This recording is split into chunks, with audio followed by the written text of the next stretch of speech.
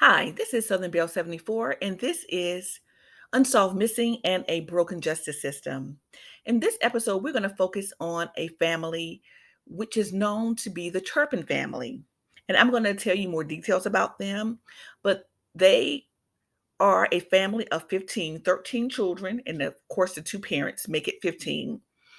And their house was literally a house of horrors. Let me give you some backstory on them. This case concerns the maltreatment of children that belonged to David and Louise Turpin. They resided in Paris, California.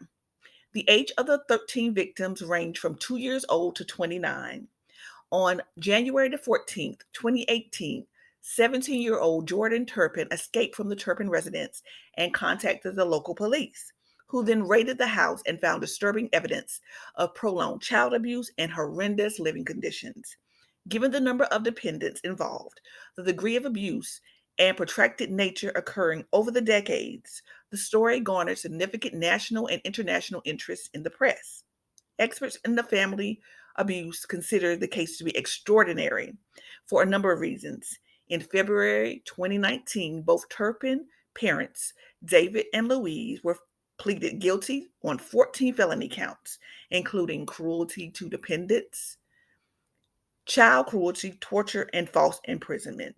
In April of that same year, they were sentenced to life imprisonment without the possibility of parole after 25 years.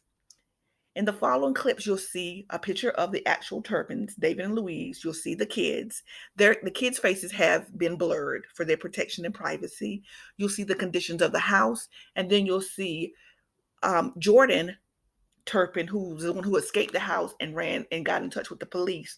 You'll hear from her firsthand as she does an interview. Tonight, I'm going to give you parts 1 and 2. The whole case goes over 5 different parts.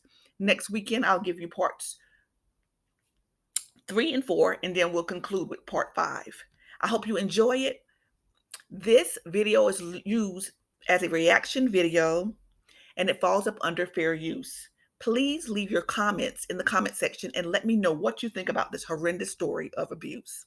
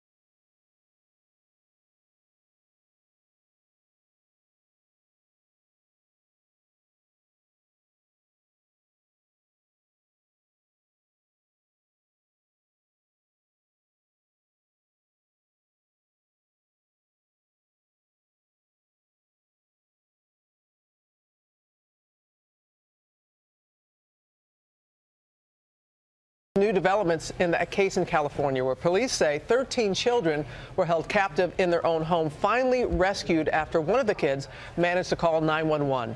Their parents, Louise and David Turpin, appearing in court, and now we're learning chilling new details about that phone call. ABC's Kana Whitworth is in Los Angeles with more on this story. Good morning, Kana. And Robin, good morning. Prosecutors played the 20-minute call in court, and you hear the 17-year-old girl who sounds like a young child struggle with words, but asking the dispatcher to help her sisters who were chained up and crying at night. David and Louise Turpin appearing in court Wednesday, accused of abusing and torturing 12 of their 13 children. David with a much shorter haircut than when the couple was first arrested in January. He was taking notes while prosecutors played the chilling 911 call made by their 17-year-old daughter when she escaped the so-called House of Horrors. The girl can be heard struggling to spell her last name and give authorities her address. She tells the 911 operator, "My parents are abusive. They abuse us, and my 2 little sisters right now are chained up." She obviously has the personality that she's gonna risk herself for others, and she did that, and she managed to get out, and we're very glad that she did. The girl also telling the dispatcher she doesn't know what medication is, and when asked if she was in school, she says, "A fake school is set up. I haven't finished first grade and I'm 17. Just 7 days before her harrowing efforts, she's seen here in a video posted on YouTube. There's also this video in which she's playing with one of the family's dogs. It shows the grime-smudged doors and the clothes piled in the back of the room. Her parents charged with 75 total counts, including torture, child endangerment, and false imprisonment. They have both pleaded not guilty to all charges, but if convicted, could face up to life in prison. All of the children were admitted to a hospital when they were rescued, many of them extremely malnourished. They're now living in separate homes in the area. They communicate with each other using Skype. Doctors say they also had to teach the older children basic life skills. Robin? And thank you for updating us on how the kids are, how the young children are doing. All right, Kana, thank you. Hi everyone, George Stephanopoulos here. Thanks for checking out the ABC News YouTube channel. If you'd like to get more videos, show highlights, and watch live event coverage, click on the right over here to subscribe to our channel, and don't forget to download the ABC News app for breaking news alerts. Thanks for watching. Sometimes I still have nightmares of things that had happened, such as my siblings being chained up or getting beaten. When David and Louise Turpin last saw their children, some of them were in shackles. Today, a stunning final chapter in a case that horrified the world. What some are calling a house of horrors. Inside a family home in Southern California. 13 siblings living in deplorable conditions, tortured by their own parents. Now at their sentencing hearing, face to face with some of their children for the first time since pleading guilty to multiple counts of torture and false imprisonment. I cannot describe in words what we went through growing up.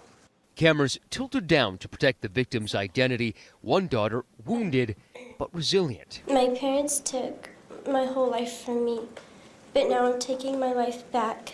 Their son reading aloud a message on behalf of his sister of forgiveness and grace. I just want to thank them for teaching me about God and faith. I hope that they never lose their faith. Their father, David, unable to cope. So emotional, he dished off his statement to his attorney. I never intended for any harm to come to my children. I'm sorry if I've done anything to cause them harm. His wife, Louise, seemingly full of regret. I pray for my children every day. I want to say again, I'm truly sorry. I am for everything I've done to hurt them. I love them more than they could ever imagine.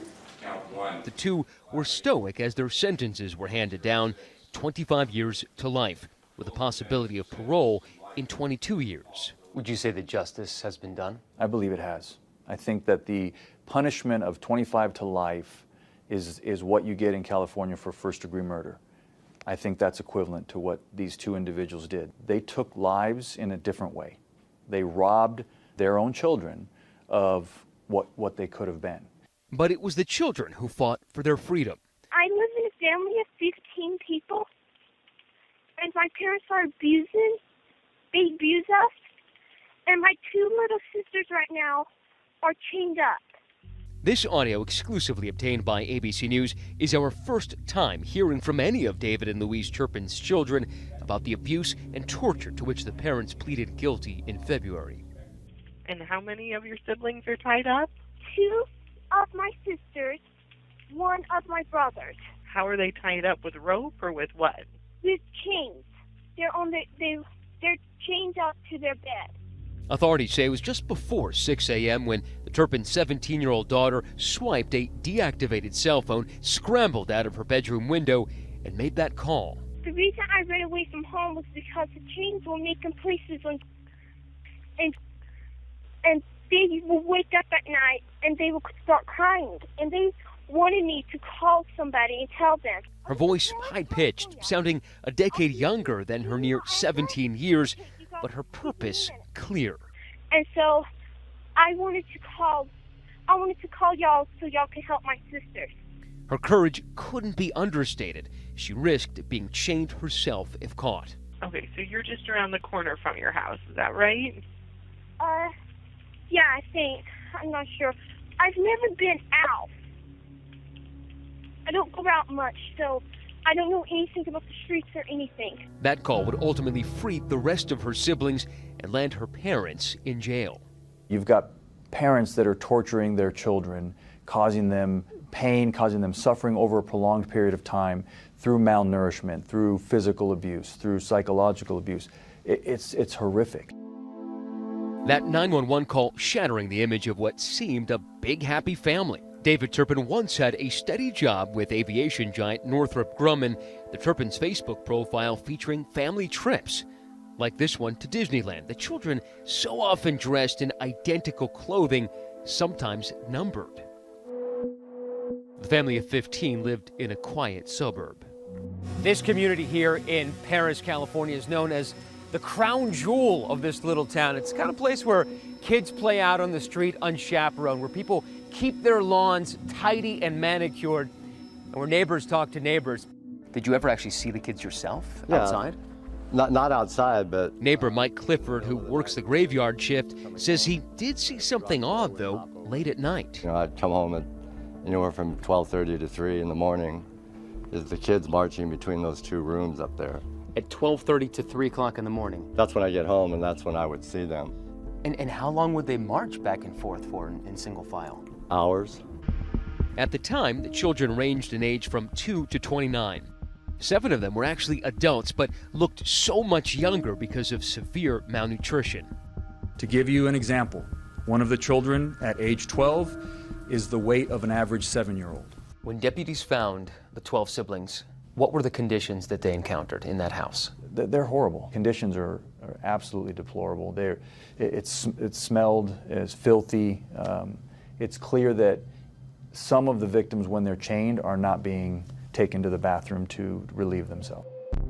The Turpin's 17-year-old daughter describing the conditions they lived in that 911 call. We live in stilts, and sometimes I wake up and I can't breathe because how dirty the house is.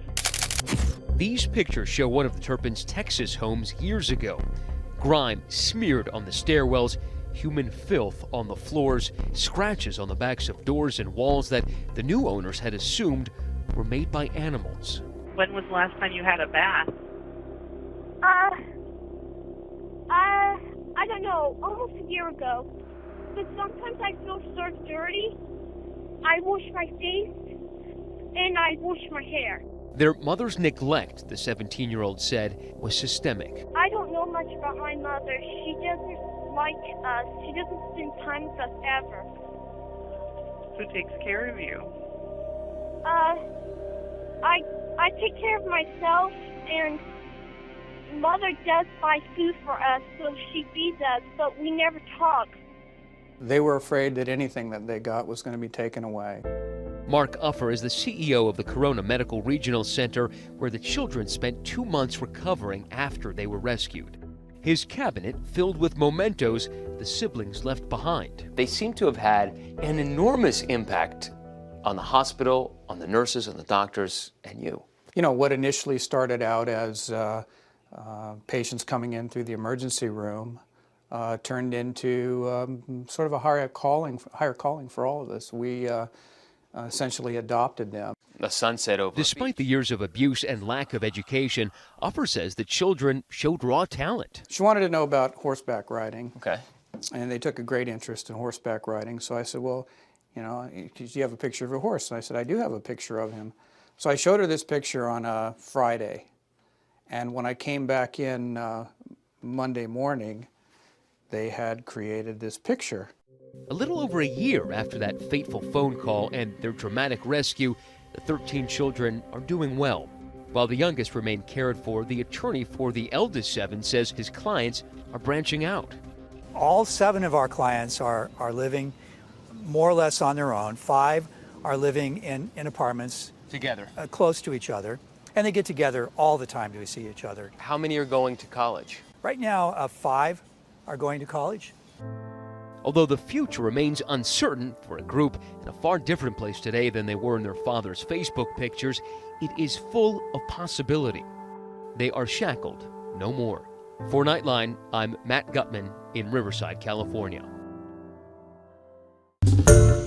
Hi, everyone. George Stephanopoulos here. Thanks for checking out the ABC News YouTube channel. If you'd like to get more videos, show highlights, and watch live event coverage, click on the right over here to subscribe to our channel. And don't forget to download the ABC News app for breaking news alerts. Thanks for watching.